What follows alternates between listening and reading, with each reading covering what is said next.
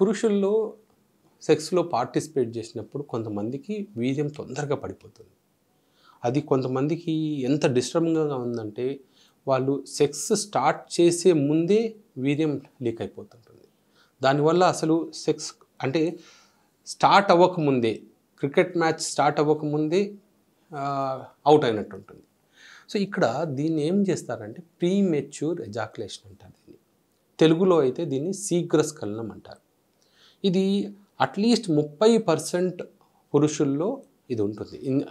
మనం ఇప్పుడు చేసిన స్టడీస్ ప్రకారం మా క్లినిక్ వచ్చే వాళ్ళైతే ఆల్మోస్ట్ అంటే ఈ సెక్షువల్ ప్రాబ్లమ్స్తో వచ్చే ప్రతి 10 మందిలో ఈ ప్రాబ్లం 7 మందిలో ఉంటుంది.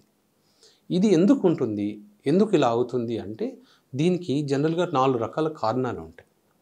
ఒకటి, ఎక్కువగా అంటే ఆవేశపడడం కానీ, ఎక్కువగా ఉద్రేకపడడం కానీ, దీన్ని ఎక్కువ సెక్షువల్ ఎగ్జైట్మెంట్ అంటాం. ఇప్పుడు సెక్స్ గురించి చాలా ఆలోచిస్తున్నారు అనుకోండి, అంటే రేపు సెక్స్ చేయాలి, గర్ల్ ఫ్రెండ్ వస్తుంది లేకపోతే వైఫ్తో చేయాలి అని దాని గురించి ఎక్కువగా ఆలోచించారనుకోండి, ఆటోమేటిక్గా ఎగ్జైట్మెంట్ పెరిగిపోతుంది. ఎప్పుడైతే ఎగ్జైట్మెంట్ ఎక్కువ అయిపోతుందో అప్పుడు మీరు ఎజాక్యులేషన్ని కంట్రోల్ చేయలేరు. దీన్ని సైకలాజికల్ కాజ్ అంటాం. దీని ఇంకో రీజన్ కూడా ఉంటుంది. ఒక్కసారి మీరు సెక్స్లో పార్టిసిపేట్ చేసినప్పుడు సెక్స్లో ఫెయిల్ అవ్వడం కానీ, శీఘ్రస్ఖలనం కానీ అయితే నెక్స్ట్ టైం మళ్ళీ కలవడానికి వెళ్ళినప్పుడు మిమ్మల్ని ఆ భయం అనేది వెంటాడుతూ ఉంటుంది. అంటే సరిగ్గా చేయగలుగుతానా లేదా, మళ్ళీ ఫెయిల్ అవుతానా, మళ్ళీ ఫెయిల్ అయితే ఈ అమ్మాయి ఏమనుకుంటుంది, నన్ను వదిలిపెట్టి వెళ్ళిపోతుందా, నన్ను ఏదైనా కామెంట్ చేస్తుందా అనే ఫియర్ ఎక్కడైతే మనసులో ఉంటుందో ఆ ఫియర్ వల్ల కూడా మనకు ప్రీమెచ్యూర్ ఎజాక్యులేషన్ అయిపోతుంది. సో ఇది ఈ సైకలాజికల్ కాజెస్ అంటాం ఈ రెండింటిని. అంటే పర్ఫార్మెన్స్ యాంగ్జైటీ, అలాగే టూ మచ్ ఆఫ్ ఎగ్జైట్మెంట్. ఇది కాకుండా మనకు కొన్ని లోకల్ కాజెస్ ఉంటాయి. అంటే లోకల్ కాజెస్ అంటే మనకు పెనిస్ చివరన ఉన్న స్కిన్ భాగం బాగా సెన్సిటివ్గా ఉన్నా, లేదా ఆ చర్మం అనేది వెనక్కి రాకుండా టైట్గా ఉన్నా, కొంతమందికి పెనిస్కి కింద భాగంలో ఫ్రెనులం అని ఒక చిన్న అటాచ్మెంట్ లాగా ఉంటుంది, చిన్న తీగలాగా కనెక్షన్ ఉంటుంది, అది టైట్గా ఉన్నా మనకు ప్రీమెచ్యూర్ ఎజాక్యులేషన్ అవుతుంది. ఎప్పుడైతే సెక్స్ చేసేటప్పుడు అక్కడ రాపిడి ఎక్కువ అయిపోతుంది. ఆ రాపిడి వల్ల మనకు ప్రీమెచ్యూర్ ఎజాక్యులేషన్ అయిపోతుంది. ఎందుకంటే అక్కడ ఉన్న నర్వ్ ఎండింగ్స్ అనేది ఈజీగా స్టిమ్యులేట్ అవుతాయి. సో ఇవన్నీ లోకల్ కాజెస్ అంటాం. ఇవి కాకుండా మూడో రకం ఏంటంటే హార్మోనల్ కాజ్ అంటాం. మన బాడీలో టెస్టోస్టెరాన్ బాగా తక్కువ ఉండడం కానీ, ప్రొలాక్టిన్ హార్మోన్ ఎక్కువగా ఉండడం కానీ, థైరాయిడ్ అంటే T3, T4 హార్మోన్స్ ఎక్కువగా ఉండడం కానీ, కొంతమందికి విటమిన్ B12 డెఫిషియన్సీ ఉండడం కానీ, ఇవన్నీ హార్మోనల్ కాజెస్ అంటాం. ఇవి ఉన్నప్పుడు కూడా ప్రీమెచ్యూర్ ఎజాక్యులేషన్ అవ్వచ్చు. చివరిది 4వ కాజ్ ఏంటంటే మనకు సీమెన్ అనేది మనకు టెస్టిస్లో ప్రొడ్యూస్ అయిన స్పెర్మ్ మనము అది వెళ్ళి ప్రాస్టేట్ గ్రంథికి వెనకలో ఉన్న సీమెన్ రిజర్వాయర్లో మనకు స్టోర్ అవుతుంది.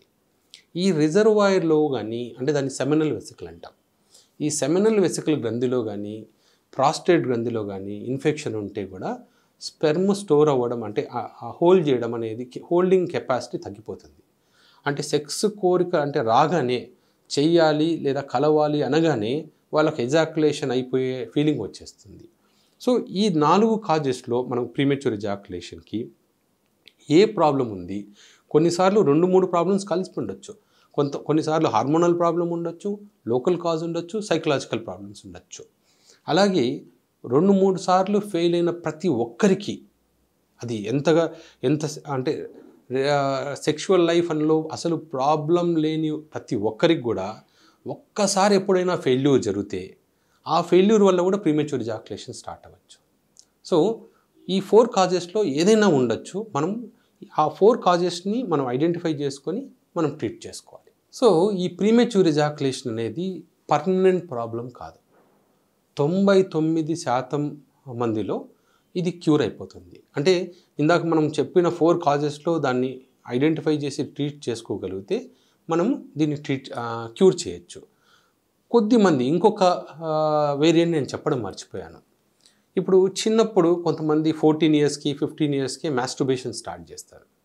మాస్టర్బేషన్ స్టార్ట్ చేసి అప్పుడు ఎవరైనా చూస్తారేమో, ఈ మాస్టర్బేషన్ చేసేటప్పుడు అంటే తప్పు చేస్తున్నామన్న భావన వాళ్ళలో ఉంటుంది కాబట్టి తొందరగా ఎజాకులేషన్ అంటే స్పెర్మ్ వచ్చేయడానికి తొందరగా మాస్టర్బేషన్ చేయడం అలవాటు చేసుకుంటారు.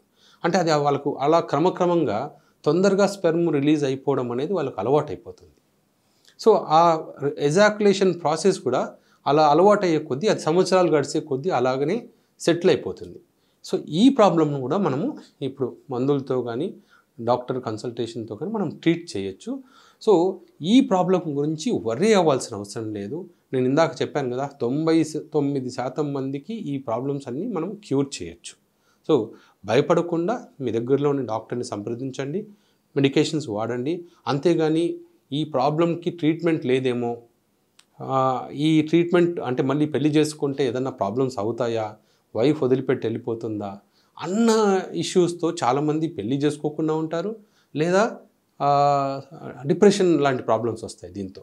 సో చాలామంది పెళ్లి చేసుకోకుండా ఉన్న మేల్స్లో అంటే పెళ్లి చేసుకోను అంటుంటారు కదా, వాళ్ళలో ఇది ముఖ్య కారణం. ఎందుకంటే ఆ ఫియర్ పర్ఫార్మెన్స్ యాంగ్జైటీ అంట. ఆర్ పెళ్లి చేసుకున్న తర్వాత అమ్మాయి వదిలిపెట్టి వెళ్ళిపోతుంది ఏమో, లేకపోతే వదిలిపెట్టి వెళ్ళిపోతే అందరిలో పరువు పోతుందేమో అన్న భయము, వీటి వల్ల చాలామంది ఇబ్బంది పడుతూ ఉంటారు.